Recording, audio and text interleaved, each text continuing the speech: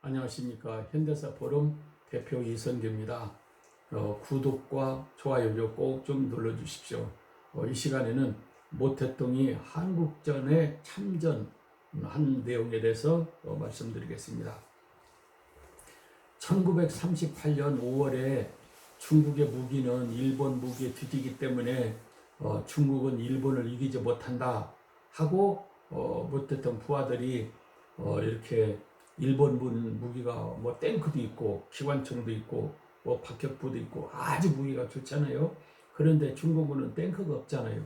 그리고 박격포 그다음에 뭐 기관총 같은 것도 약하고 그래서 우리는 일본을 이길 수 없다 이렇게 부하들이 이야기하고 참모들이 이야기할 때 모태똥이가 이 사람들을 부하들을 어떻게 설득을 시켰는가. 모태똥이가 하는 소리가 전쟁은 사람이 하지 기계가 하지 않는다 하면서 주장한 내용이 유무기론입니다.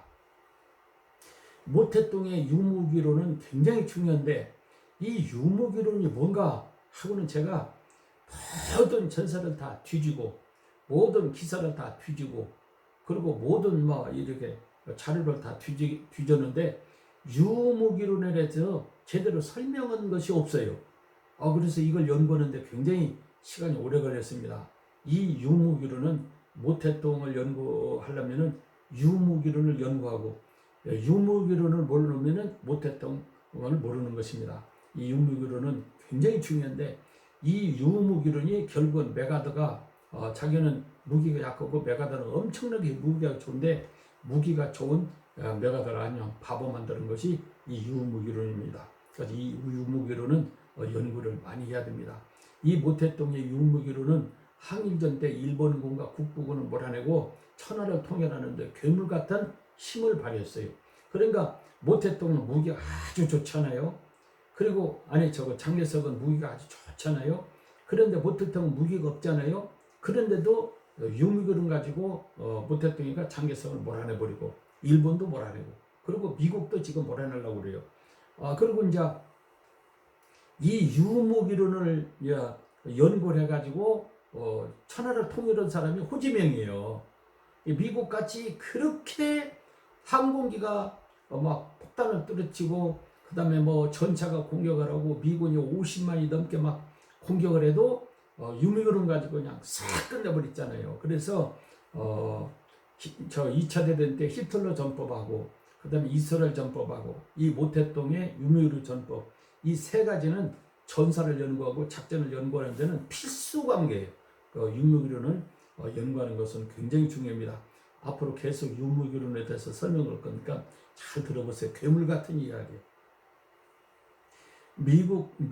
미국과 전 세계 많은 군사 전문가들은 이상의 중공군 군사력을 분석하여 이건 뭐냐면 중공군은 전차가 없다.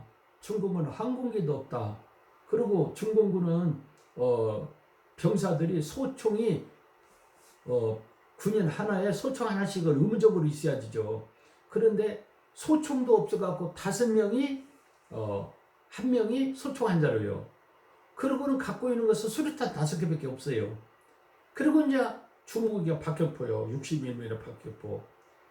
그러니까 세계 전문가들이 분석할 때 이건 도저히 미국 상대해서 이건 이길 수가 없다. 미국은 650대 전차가 올라갔죠.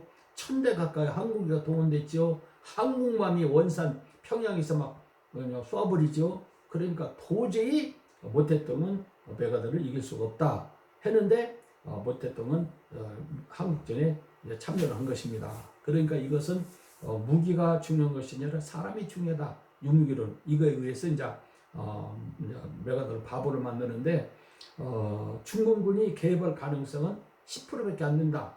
이렇게 이제 판단했죠. 이것을 완전히 파괴시킨 사람이 모태똥이에요. 그러니까 전쟁은 전혀 가능성이 없다. 그게 위험해요. 만일 참전한다면 처참하게 참패할 것이다. 이게 이제 메가더가 판단한 내용이고 이 판단한 것을 트루먼한테 보고를 했어요. 트루먼이가 시카고에서 좀 쉬면서 이렇게 메가더하고 회담했을 때 10월 23일 추수감사절까지는 이렇게 전쟁이 끝나서 우리 장병들이 미국에 온답니다. 그러니까 그냥 미국 국민들이 푸르만 만세 메가더 만세 그냥 아주 그냥 뭐 만세를 부르고 그냥 아주 그냥 좋아했죠. 모태동은 많은 군사 전문가들이 예견하고 있는, 특히 메가더 장군이 모태동이 바보가 아닌 이상 항전 개입은 거의 불가능하다는 예견을 뒤엎고 항전 참전을 결정을 한 것이죠. 모태동은 중공군 참전우영군 총사령관의 제1야전군 사령관인 팽덕회를 임명을 했어요. 10월 8일 팽덕회는 동부군구 초대소 회의실에서 사령관 및 사령관이 된 후 첫 번째 회의를 가졌어요. 동부군구 사령관 고강, 부사령관 한진현, 13병단 사령관 등화, 정치위원 노전주, 제1부사령관 홍학지, 부사령관 한선초 그럽니다. 이 홍학지가 그때 참석을 해서 전사를 잘 쓴 것이 있어요. 그래서 지금 북진에서 중공군이 개입한 내용은 제가 이 홍학지 이분이 쓴 제1부사령관 홍학지가 쓴 이제 전사가 있어요. 전사책이. 그 책을 많이 참조를 했습니다. 참모장 해패연, 정치부 주임 2평, 13병단 소속 각군 군단장, 정치위원들이 싹 지금 모였어요. 이 팽덕회는 이 자리에서 진지전과 기동전을 적절하게 하여 전투에 임해야 된다 그랬어요. 진지전인 것은, 진지전이라는 것은 미군이 공격할 때 땅을 파가지고 몸을 그 속에 숨겨가지고 방어하는 것을 진지전이라고 그래요.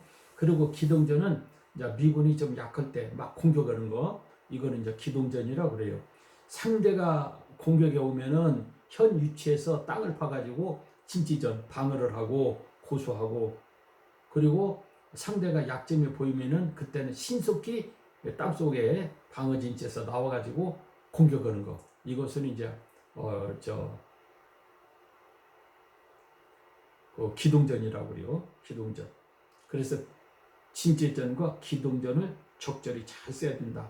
모태동 전법에서는 후퇴도 작전이 없어서 후퇴를 잘 하는 것이 전법에 굉장히 중요해요. 그래서 일본군하고 싸울 때는 이제 이렇게 동부에서, 해변가 동부에서 싸움을 해가고 저 중앙지로 가운데로 해서 저 서쪽까지 막 도망가요.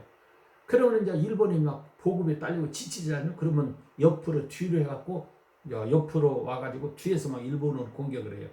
그러니까 일본은 그때 꼼짝 못하죠.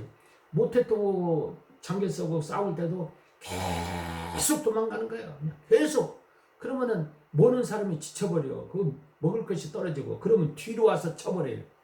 이 전법을 당해낼 수가 없어요.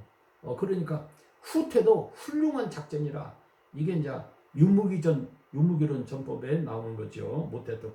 손자병법보다도 유무기론 전법이 훨씬 현대전이에요.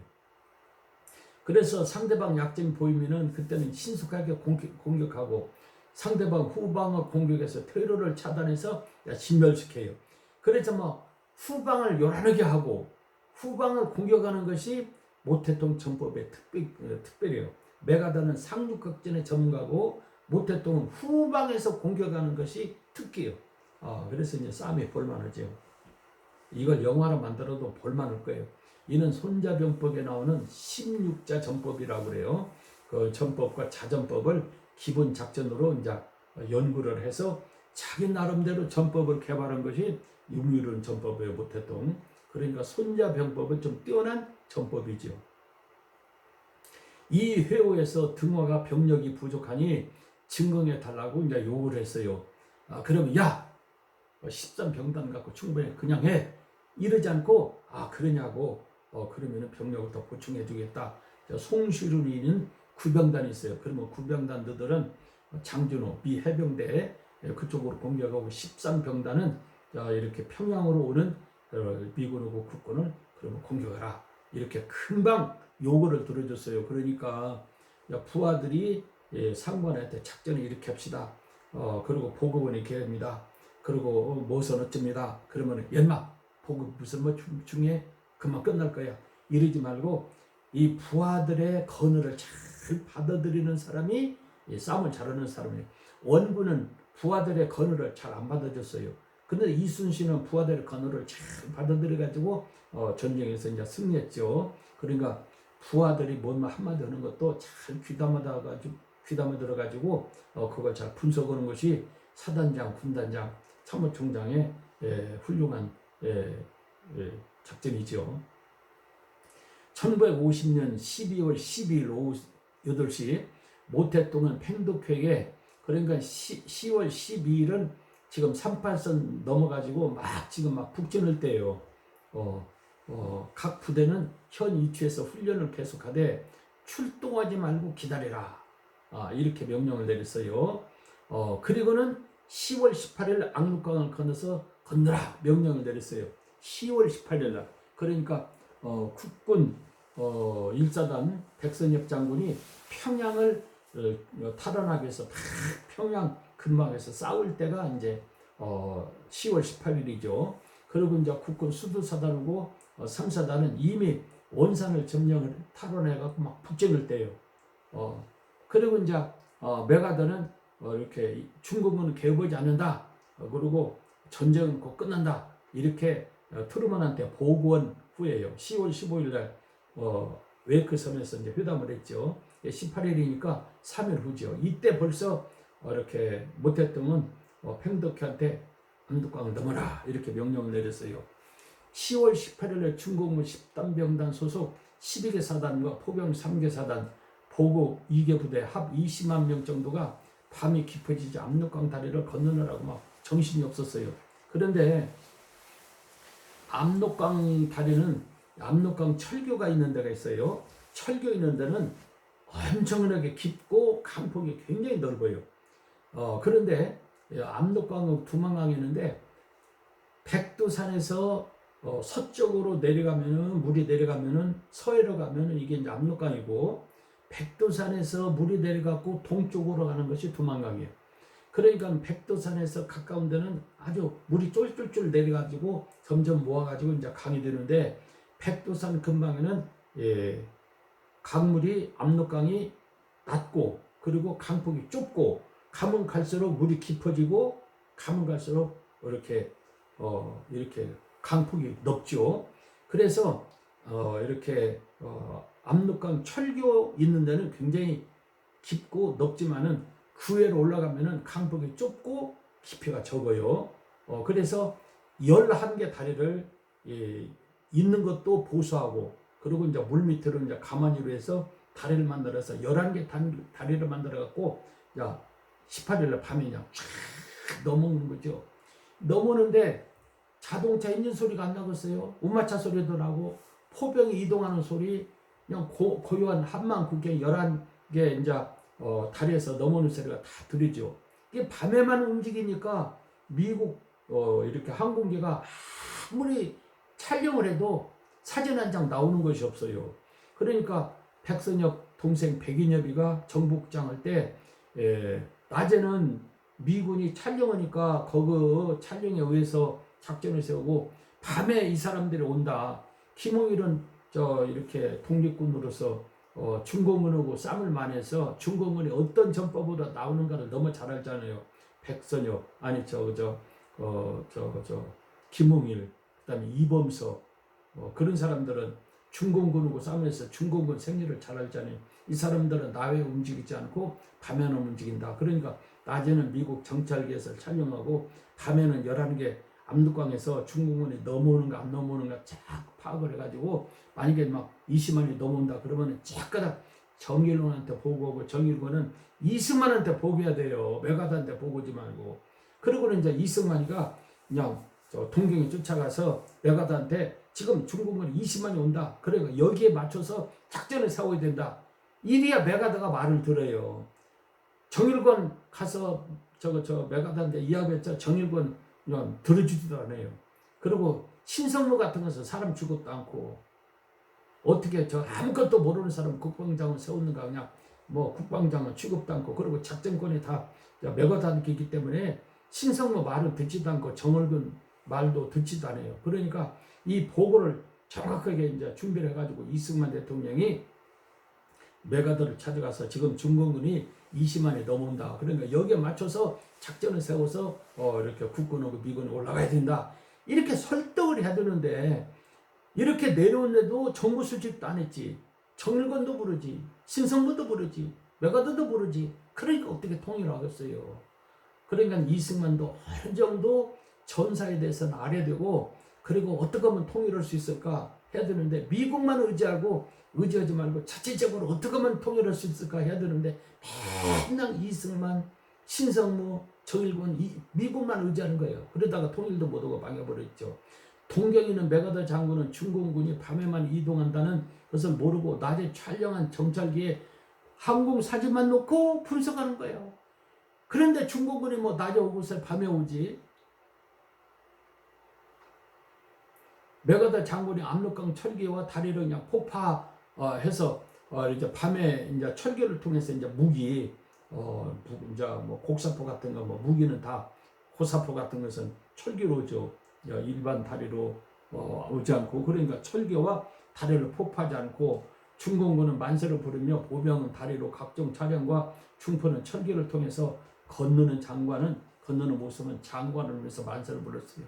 그러니까 메가더가 중공군은 오시오 하고는 그냥 환영 문을 열어준 것이고 이승만, 신성무, 정일권도 밤에 가서 정보를 수집해야 되는데 얼마든지 와서 우리를 죽이라 이런 식으로 문을 활짝 열어놓은 것이나 마찬가지요. 그러니까 북한에 북전했을 때 이길 수가 없는 거죠. 이런 정보가 없으니까.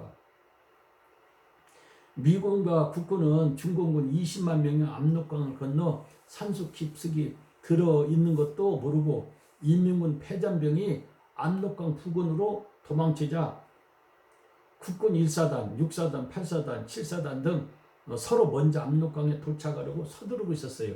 그러니까는 동부는 3사단, 수도사는 2개사단이고 그 다음에 중앙하고 서부는 국군 1사단, 국군 이제 6사단, 그 다음에 7사단, 8사단, 4개사단, 6개사단이 지금 쫙 몰고 올라가죠. 그런데 국군 6사단이 제일 먼저 초산을 하는 거예요. 국군 1사단은 벽동을 향해서 그리고 국군 6사단은 초산을 향해서 국군 8사단은 만포진을 향해서 쫙 이렇게 이제 올라가고 있는데 제일로 쌈을 자르는 6사단이 제일로 앞으로 가니까 너무 이제 노출되어 버렸어요. 그러니까 모태통이가 이 6사단을 완전히 끝장내버리라 이제 명령을 내린 거죠. 미군과 미 8군과 미 10군단 사이에 그러니까 원산에서 평양을 거쳐서 서초까지 방어를 하는데 중간에 너무 산악이 심은 데가 있어요.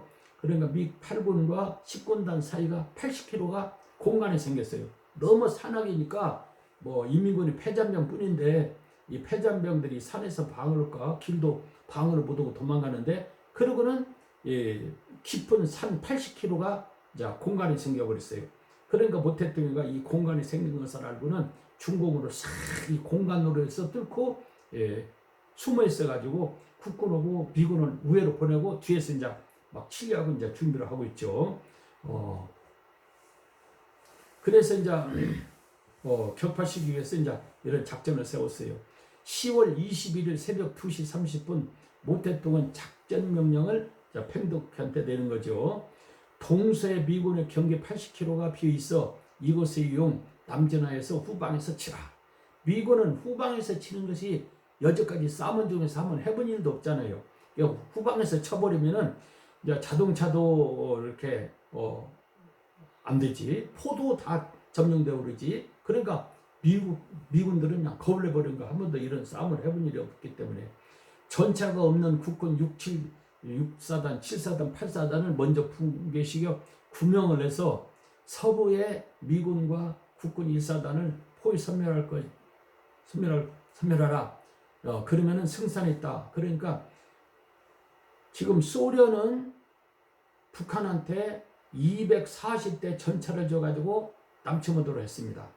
그러면은 미군이 지금 북진할 때는 6사단, 7사단, 8사단도 전차를 담으면 10대라도 20대라도 줘서 같이 올라가야 되는데 국군 1사단은 밀번 군단장 오고 백선엽 보고 같이 가니까 그 군단에 속해 있어요. 밀번 군단 소속의 국군 1사단이 거기만 전차 40대를 줘가지고 같이 이제 올라가고 6사단, 7사단, 8사단은 그때까지도 전차를 안 주는 거예요. 그러니까 공격력이 없으니까 6사단, 7사단, 8사단, 3개 사단은 그냥 풍기시켜가지고 구멍을 내가지고 그 구멍을 통해서 내려와가지고 중공군이 국군 1사단하고 밀번 군단, 미군은 그냥 뒤에서 그냥 공격하라. 이렇게 작전을 세밀히 내버렸어요. 서부의 미군과 국군 1사단을 포위 섬멸한다. 그러면은 승산이 있다. 이렇게 이제 모태뚱이가 팽덕한테 작전 지시를 내린 겁니다. 중공은 3개 방면에서 압록강을 건너 북한 산악지역 깊숙이 이제 들어간 거죠. 제1방면은 40군과 39군 그리고 포병 1사단은 신의주 밑에서 태천을 향해 남전하여 국군 1사단과 미군을 포위하려고 살살 산속에서 움직이고 있어요. 제2방면은 42군, 38군 포병 2사단 고사포 부대는 만포진을 지나 산속 깊숙이 들어가서 국군 6사단을 그냥 포위해서 끝장내려고 그러고, 그리고 제3방면은 구병단 소속 20군, 26군, 27군 강계를 지나서 장전을 미 해병대를 그냥 포위하려고 살금살금 지금 가고 있어요.